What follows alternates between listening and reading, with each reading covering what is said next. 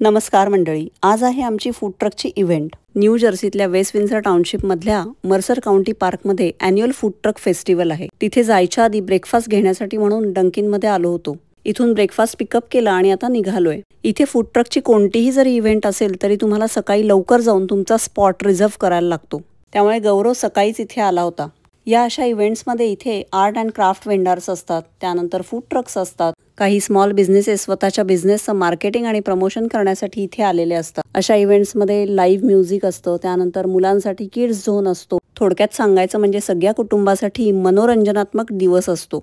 गौरवनी सकाळी येऊनच सगळा बेसिक सेटअप इथे केलेला आहे। मला आधीच्या व्हिडिओच्या खाली बऱ्याच कमेंट्स आल्या होत्या की तुम्ही तुमचं बर्गर कितीला विकता। तर आता वेगवेगळ्या ह्याच्या किमती आहेत। क्रिस्पी चिकन इथे तुम्हाला दिसत असेल $11.99 म्हणजे $12। बफेलो जे आहे ते $13.99ला आहे म्हणजे $14 आणि आपलं क्रिस्पी व्हेजी पण $14ला आहे। इथे आल्यानंतर म्हणलं एक फेरफटका आधीच मारून घ्यावा, कारण त्यानंतर काही वेळ मिळणार नाहीये, म्हणून मी इथे आले होते। तर एक इथे क्राफ्ट वेंडर मला दिसली, तिच्याकडे ब्रेसलेट्स, इयरिंग्स वगैरे अशा गोष्टी विकायला होत्या। यातल्या काही गोष्टी तिने स्वतः हाताने बनवलेल्या आहेत। हाताने बनवलेल्या गोष्टी मला प्रचंड आवडतात। या अशा गोष्टी हाताने बनवणं ही पण एक कलाच आहे। एक फेरफटका मारून मी परत ट्रकवर आले आणि म्हटलं ब्रेकफास्ट करून घ्यावा, कारण नंतर खायला अजिबातही वेळ मिळणार नाहीये। इव्हेंटचा टायमिंग सकाळी 11 वाजल्यापासून संध्याकाळी 7 वाजेपर्यंत आहे। बाकी आमची सगळी तयारी इथे करून झालेली आहे, पण काही ज्या गोष्टी आम्ही ताज्या बनवतो तर ते आता करून घेणार आहोत। ज्यावेळेला फूड ट्रकची मोठी इव्हेंट असते तर त्यावेळेला त्याची तयारी ही आधीच आम्ही आदल्या दिवशी करून ठेवत असतो, कारण सकाळी इतक्या सगळ्या गोष्टी करणं पॉसिबल होत नाही। आमच्या फूड ट्रकच्या मेन्यूवर साधारण एक 7-8 प्रकारचे वेगवेगळे सँडविचेस आहेत, तर प्रत्येक सँडविचला ज्या गोष्टी लागणार आहेत त्याची पूर्व तयारी आधीच करून ठेवायला लागते।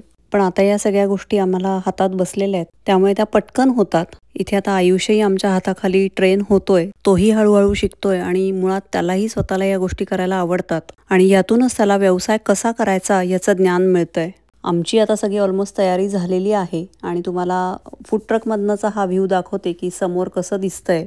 सगळेच जण आपापला सेटअप करतायत, कारण आता थोड्याच वेळात लोक यायला सुरुवात होईल। आज वातावरण जरी चांगलं असेल तरी पण आज खूप वारा आहे, त्याच्यामुळे सतत धूळ येत राहते आणि त्यामुळे ते सारखं पुसत बसायला लागतं। मी मागच्या व्हिडिओमध्ये पण शेअर केलं होतं की इथे काही इव्हेंट वगैरे असेल तर फायर ऑफिसर येतात आणि सगळं इन्स्पेक्शन करतात।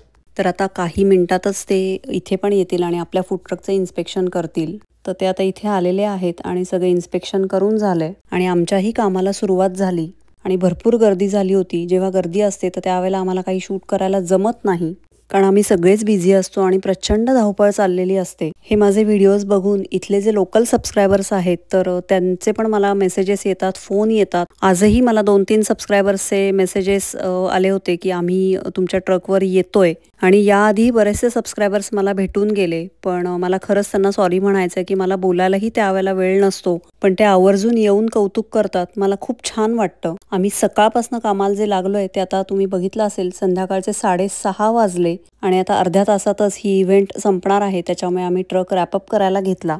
आजची इव्हेंट खूप मस्त झाली, आम्हाला सगळ्यांना समाधान मिळालं। खूप गर्दी होती, पण आम्ही त्याच उत्साहाने सकाळपासून ते संध्याकाळपर्यंत लोकांना सर्व्हिस देत होतो।